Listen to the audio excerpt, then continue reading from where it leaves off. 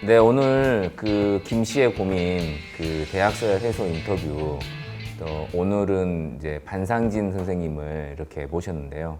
반상진 선생님은 사실 2000년대 초부터 줄기차게 이제 고등교육 정책에 대해서 말씀을 해오셨고 또 우리나라의 대학 체제나 대학 정책 또 대학 재정 분야에 대해서는 뭐 거의 그 손꼽는 전문가라고 할 수가 있습니다. 그래서 선생님께서 조금 어색하시더라도 또 1분 자기소개를 조금 간단하게 해주시면. 간단하게 말씀드리면 저는 이제 전공이 원래는 교육재정경제입니다.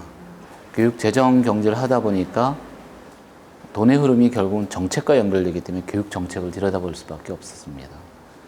그래서 교육정책이라는 부분을 또 연구하게 되고요. 근데 정책을 연구하다 보니까 어떻게 정책이 설계되고 집행되는지 보니까 또 거기 교육정치라는 부분이 보여요. 이 정책의 어떤 정치적 속성. 제 전공은 이제 교육재정경제, 교육정책, 교육정치 이 세 가지로 외연이 확대되는 그런 상황을 제 스스로 한 40년 동안 경험을 하게 됩니다. 지금은 이제 작년 3월 30일부터 한국교육개발원 원장으로 지금 직무하고 있습니다.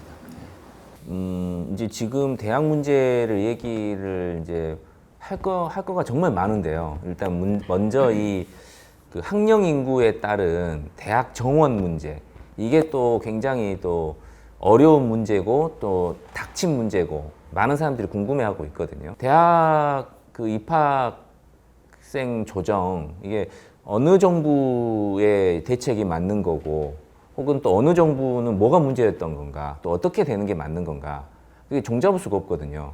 이번에 그 정부의 발표에서 그 지방대학하고 지자체하고 협력하게 만드는 사업 같은 것들을 좀 신설하겠다 뭐 이런 얘기도 좀 했었는데요. 일각에서는 이제 그런 어떤 필요한 정책이긴 하지만 그거 가지고는 턱없이 좀 부족하다. 지방대학을 전격적으로 좀 육성할 수 있는 뭔가 좀 더 그 파격적인 어떤 대책이 필요하다. 이런 얘기들도 있거든요. 근데 지방대학에 대해서 선생님께서는 어떻게 생각하시는지요?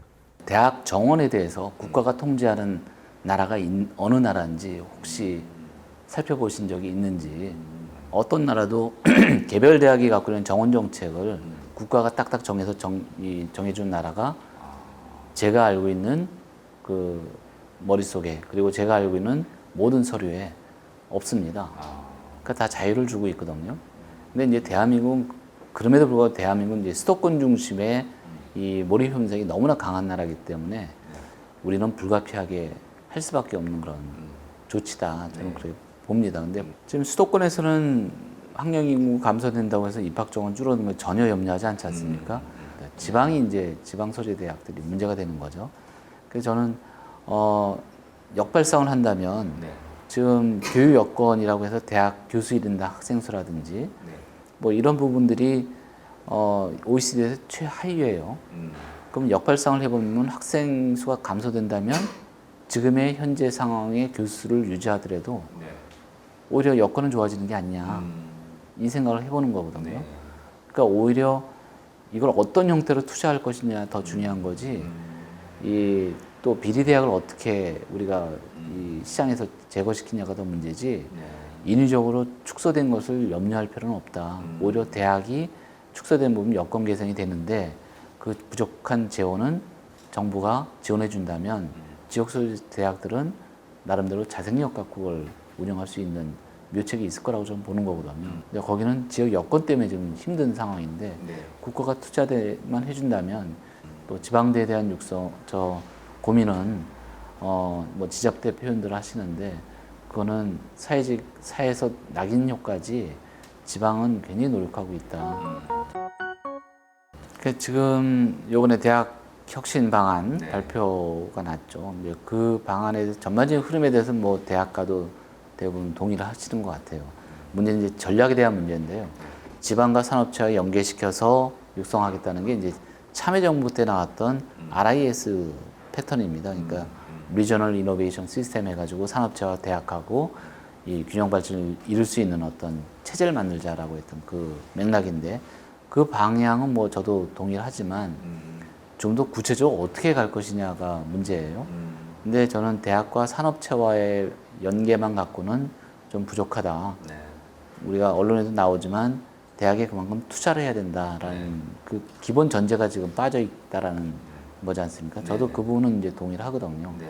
그러니까 재정 투자가 담보되지 않은 그런 산업체의 연대는 참여정부 때도 그렇게 효과가 없었듯이 요번에도 그럴 가능성이 있기 때문에 우리 교육계에서는 그 부분을 염려하고 저 또한 이제 정부한테 그 부분을 굉장히 촉구할 수밖에 없는 그런 상황이다. 그러니까 그 단적인 예로 전 지방대학이라고 하는 낙인 효과는 이제 안 썼으면 좋겠어요. 그러니까 저는 지방대학이라는 표현을 안 썼으면 좋겠어요. 그 용어가 고유명사가 돼버렸거든요. 마치 스카이 해가지고 고유명사가 되듯이 그냥 지방 소재 대학 정도로.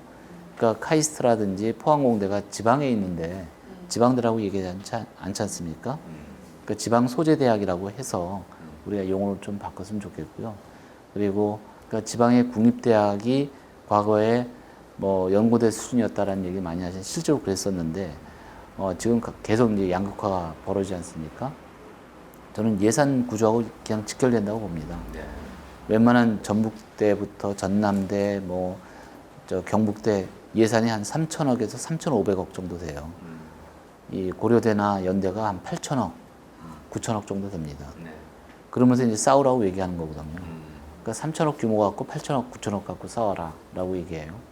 근데 제가 이제 데이터 분석해 보면 교수가 결국은 대학이 좋다 나쁘다는 교수의 질이 있는데 교수님들이 쓰는 논문이라든지 질을 보면은 이런 말씀드리기 좀 죄송하지만 국립대, 지방대 웬만한 거점 사립대학하고 수도권대하고 거의 차이가 없습니다. 오히려 더 좋아요.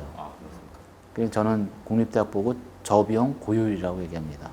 외람된 말씀은 이제 스카이 교수님들이 뭐 문제 제기하실 수는 있겠지만 그냥 팩트에 의해서 본다면 교수의 연구 역량은 거의 지금 평준화돼 있다. 그렇다면 투입 비용에 대비해서 왜 지방이 자꾸만 떨어진다고 얘기하느냐. 그건 사회적 낙인 효과지 실적 데이터는 아니다. 그렇게 보고 있는 거죠. 그러니까 우리가 좋은 학교 그러면 뭐 이제 고등학교든지 자사고 문제가 나오지만 좋은 학교는 좋은 학생이 몰리는 걸로 생각하잖아요. 그러니까 선발 효과 갖고 우리는 얘기합니다. 근데 정말 좋은 학교라고 한다면 우리가 아카데믹하게 우리가 학문적으로 얘기하지만 굿스쿨이나 엑설런트 스쿨은 그냥 일반 학생들이 와서 우수하게 나가는 학교예요. 그렇다면 거기에 중요한 게 우수한 선생님하고 우수한 교수가 있어야 되거든요. 근데 그 얘기는 안 하고 여기에 수능 몇 점짜리 들어왔어. 이거 갖고 우리는 우수하지 않다라고 하는 거거든요. 그러니까 대학 입시가 선발 기제로 그냥 서열화를 고착화시키는 그냥 결과를 유도하기 때문에 이거는 저는 그 지점에서 저는 굉장히 뭔가 바뀌어야 된다. 네. 그런 말씀을 계속적으로 드린 거예요. 그게 이제 얘기하는 대학 연합 체제가 제가 갖고 있는 하나의 해법이 아닐까라고 하는 우리 전부터의 생각이었습니다. 네.